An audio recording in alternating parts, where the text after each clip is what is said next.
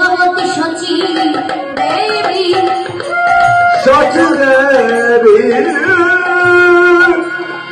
নাভিটুকু জলে নেমে স্নান সমাপন করছে। আর তুলসী পত্র দুখানা কি করেছি, শচী দেবীকে ঘিরে ঘিরে সপ্তপদক্ষেপ করেছে।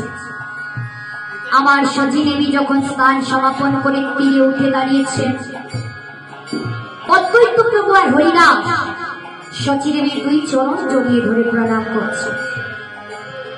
শচী দেবী বলছেন, আচার্যদি, আপনারা আমার থেকে বয়সে অনেক বড়, আপনারা আমাকে প্রণাম করে কেন অপরাধী করছেন? আমার অদ্বৈত প্রভু বলছেন, মা, আমরা আপনাকে প্রণাম করিনি, বলি আপনারই গর্বে ঠাঁই পেয়েছি।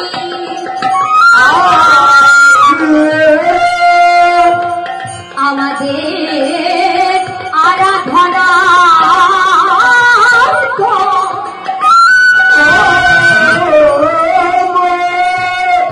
সেই ঘর কবে উদয় হইবে জানো মা? ফাল্গুন পূর্ণিমা তিথি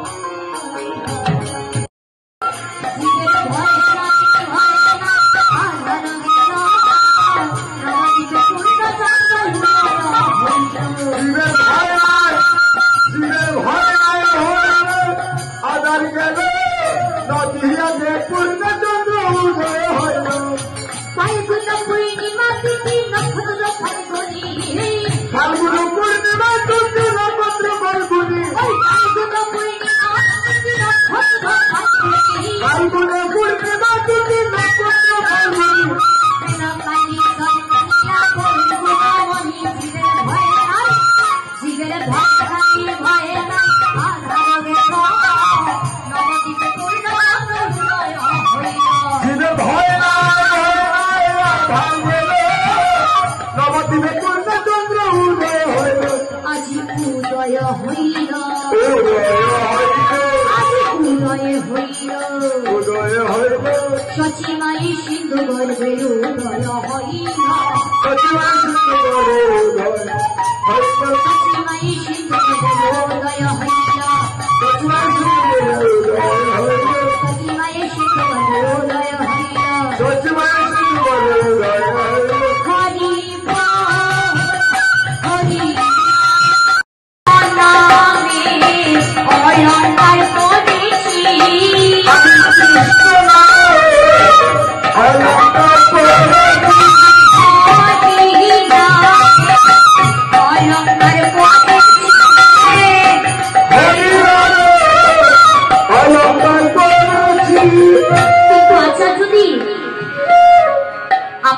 আমাকে ছুঁয়ে ফেললে।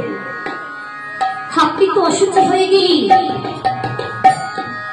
অদ্বৈত প্রভু বলছে, হারেশ, কে বলেছি আমি অসুচি? তুমি মুসলমানের ছেলে হয়েও একদিনের জন্যও নাম ছাড়ো না। তুমি আজ থেকে তোমার নাম আর হারেশ নয়, আজ থেকে হইল তোমার নাম হরিরাম। হরিরাম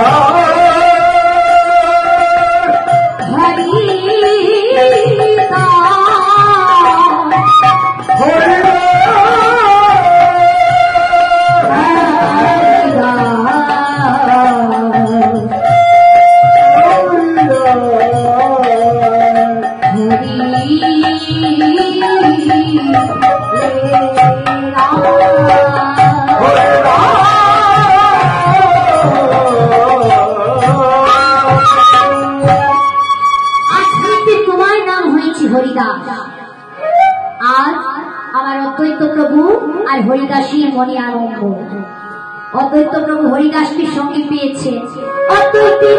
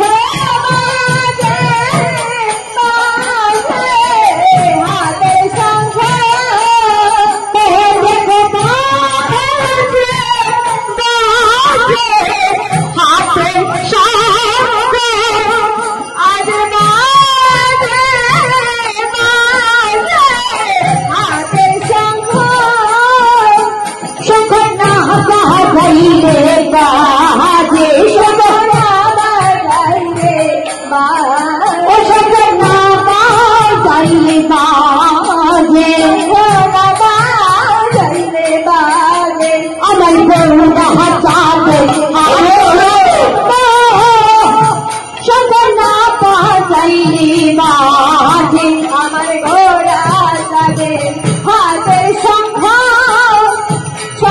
না বাজাইলে বাজে সদনা পাচাইলে বাজে সদনা বাজাইলে বাজে বাজে শান্তির তোর পানি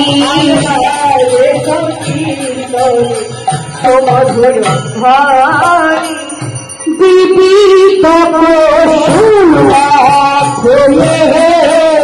গলে গলা